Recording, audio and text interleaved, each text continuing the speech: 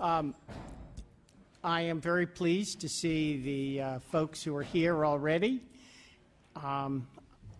We're here today. The purpose of the hearing is to learn about the experience so far with police use of body cameras and car cameras, and how we can use these experiences to develop best practices. Through the testimony we hear today, we hope to clarify issues surrounding public access, protections against tampering, use of the footage in both civil and criminal cases, rules on when cameras should be turned on and when they can be turned off, and options for storage and retention.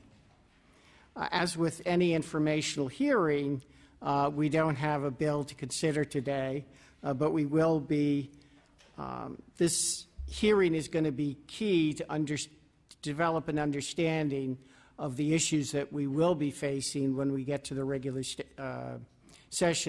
committee sessions starting March 17th. The public comment will be at the end of the session around noon. I'd now like to open this up for comments from the rest of the committee.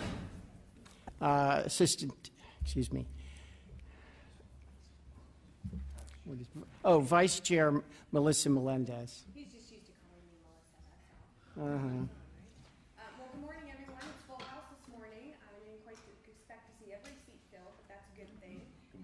All here for the same reason, to learn more about how we're going to implement this technology and when and where and the rules of how we use them. So I can tell you that I've spoken with my local sheriff's deputies. There's some concern, understandably, about how we would put this into practice. So I am here to learn this morning and find out from all of you in the field and your experiences with it. And we've not made any decisions really about how we feel about this technology yet. At least I don't think so. Thank you. That's the purpose of today. So we're looking forward to hearing your testimony and for you sharing with us exactly what the best practice would be in this case. Thank you, Mr. Chair. Assembly Member Tom Lackey. Welcome, everybody. I think that this is an exciting topic that we have to discuss collectively, and I do have some personal perspectives on the matter. I have some experience with cameras with my 28-year career with California Highway Patrol. Many of you may know that we have in-car cameras and have had for the last several years. So I'm aware of some of the challenges and some of the things that need to be considered as we engage on this very important technology. You know, we do welcome, as a law enforcement agency, of building the partnership and the trust, but there are some concerns, and there are concerns that need to be looked at very carefully so that we protect privacy, and we also show a sense of fairness to the officer and access to the tape and video is also under careful review, especially when we consider the privacy piece, but the transparency is also very, very critical and can be very, very helpful. I would tell you that as a CHP sergeant, when some people would come forward with concerns and they would voice that they had a certain encounter with an officer, and when I told them that I look forward to investigating the matter and reviewing the videotape, they withdrew their complaint. And so there are cases where it actually helps law enforcement and helps us be better partners. And that's what we look forward to. And I think that is the whole impetus behind the cameras, and so that we can build the public trust and give law enforcement the tools they need to do their job more effectively. And that's what I look forward to, hearing the input and being part of that discussion. Thank you. And it is a very valuable thing that we have a police officer of many years' experience here on the committee. Thank you. Very glad you're here, Tom. Thank you. So now we'll hear from Reggie Jones-Sawyer. Okay. Thank you, Mr. Chairman. Good morning to everyone. I have made up my mind whether or not every law enforcement officer should have cameras, and I definitely do believe that every law enforcement officer in this country should have body cameras. The question isn't whether or not they should. The real question is how, and how to make it most effective.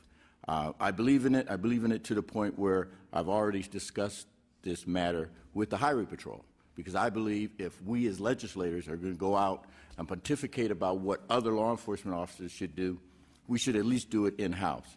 And I've gotten agreement with the commissioner from the Highway Patrol that every highway patrolman will eventually have body cameras.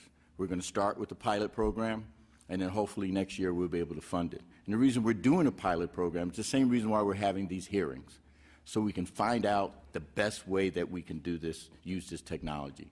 It's vitally important that we do it the best techniques and policies possible. And so I'm looking forward for the Highway Patrol to be the trailblazers and hopefully to be the template that everyone can look at how to best implement this type of technology. As I told the commissioner once before, the whole thing is about transparency.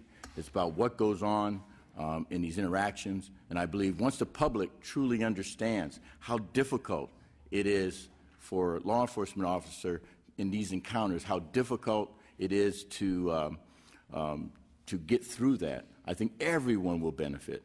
And once, on the other side, we can use it as a training tool so that we ultimately become better at doing our law enforcement operations. I think everyone will benefit.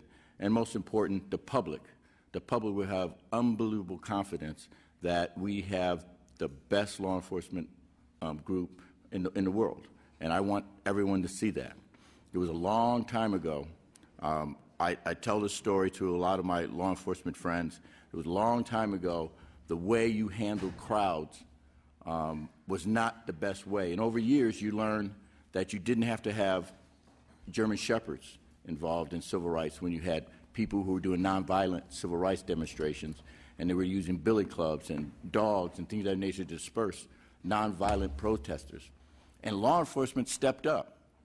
And now you don't have as many of those interactions you had before, because you changed the way you did law enforcement with tasers, with other weaponry that's non-lethal.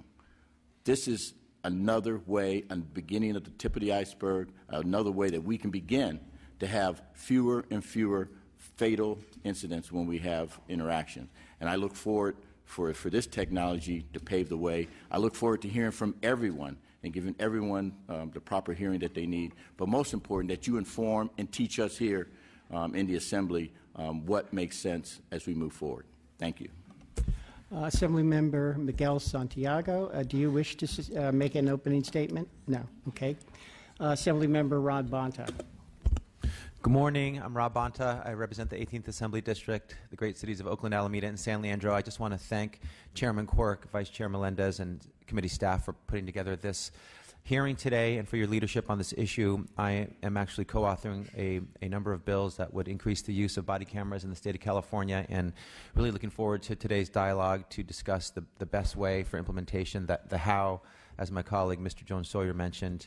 And I want to thank and welcome two chiefs from my district, Chief Wendt and Chief Spagnoli from Oakland and San Leandro, respectively. Thank you for being here and for sharing your input and ideas today. I look forward to the discussion and on this important issue. Thank you. All right. Assemblymember Alejo, do you wish to make a statement? Thank you, Mr. Chairman, and members. Thank you for all for being here. This is an issue that has hit my district very closely over the last year. Last year, in fact, I had 5 officer-involved related deaths in the city of Salinas. That really, before there was ever Ferguson, there was Salinas, California, and it got so tense that additional people were injured, and there was almost like a near riot on the east side of Salinas. So much so that I had to go back and try to help, working with the police departments, calming people's frustration and anger. So this is something that is not other states. It's not just Ferguson. It's not just New York.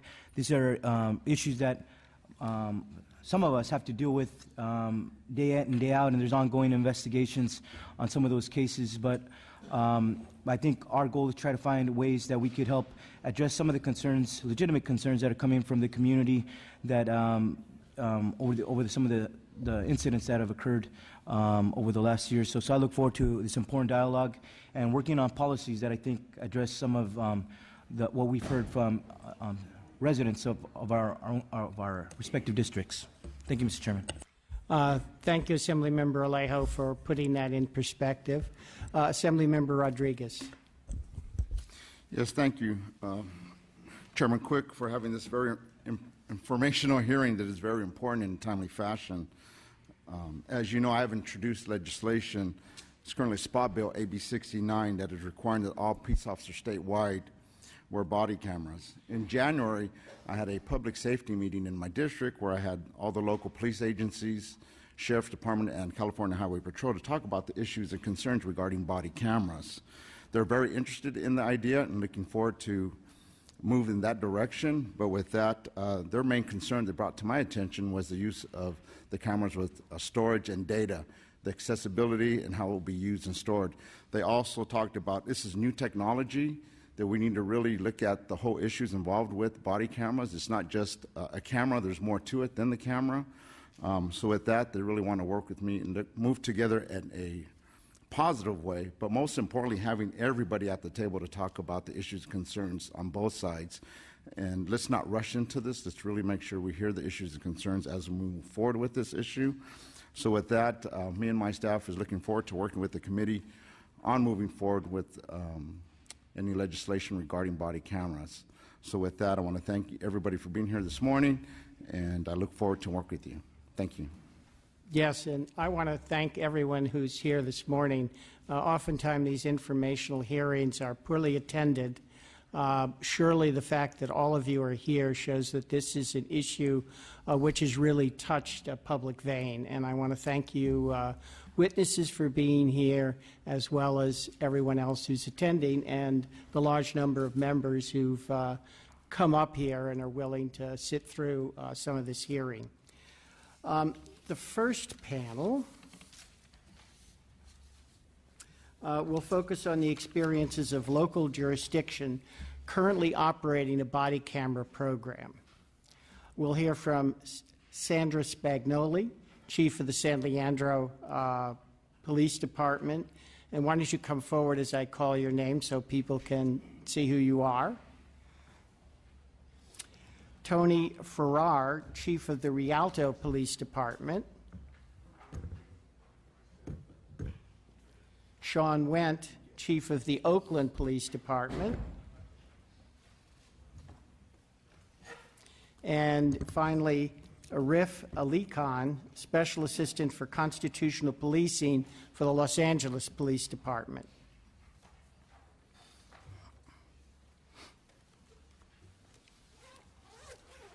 Who's had the longest body camera program? Is this group? All right. If it's okay, since Oakland has had the longest experience with body cameras, perhaps Chief Wendt, you could start first. All right, good morning. Thank you. The Oakland Police Department started a body-worn camera program in 2010. By 2012, we had expanded it to the entire patrol division. In 2013, we equipped all regularly uniformed officers with a body-worn camera. We went with the V-View body-worn camera that officers wear on their chest. The reason we went with that at the time was we had an existing server from a previous in-car video program that we were able to repurpose for the use of storing body-worn camera footage. Therefore, we did not have to pay for ongoing storage costs because we owned the server. We worked with the police union in implementing or agreeing upon a policy through the meet and confer process, but we require officers to record all detentions of individuals. So that would be on any proactive stop by police officers, or it could be on a dispatch call, for example, like on a domestic violence call. Anytime a police officer goes to detain somebody, they are required to activate the camera. We also additionally require that all probation and parole searches and search warrant entries are recorded. We learned a lot of lessons through the process of that, one being that there is a significant training component required as well. There's a certain muscle memory the police officers have to develop through repetition. So we've actually equipped essentially an empty version of this camera with everybody in the police academy so that they learn, when they learn how to make stops in the first place, to turn on the camera, as opposed to trying to develop that skill later on, that muscle memory later on. That leads to a reduction in instances occurring that are not captured on video when they should be captured on video. Our policy also covers when an officer is allowed to view the footage, and this is sort of hotly debated in the industry. We have taken the stance that officers for routine matters are allowed to view their own video, but in the instance of officer-involved shootings, they are not allowed to view the video prior to being interviewed by follow-up investigators. And the reason we chose that is that we want to know what the officer's state of mind was at the time they were involved in the critical incident, as opposed to their testimony as to what they just watched on the video. We have funded our program through all general fund. We've had no grant funding or any other funding to do that. I did mention that while we do currently have our own server, we are now experimenting with cloud storage as a more long-term solution to this. The company that we contract through VView has a partnership with Microsoft, and I guess they were just given their CJIS clearance by the Department of Justice for security. And so that looks like long-term what the solution we will use for storage. We are currently running about a 2-year retention period, which we actually think is really too long, and would like to seek to reduce that. And one of the other real challenges that we've run into in this is related to public records requests.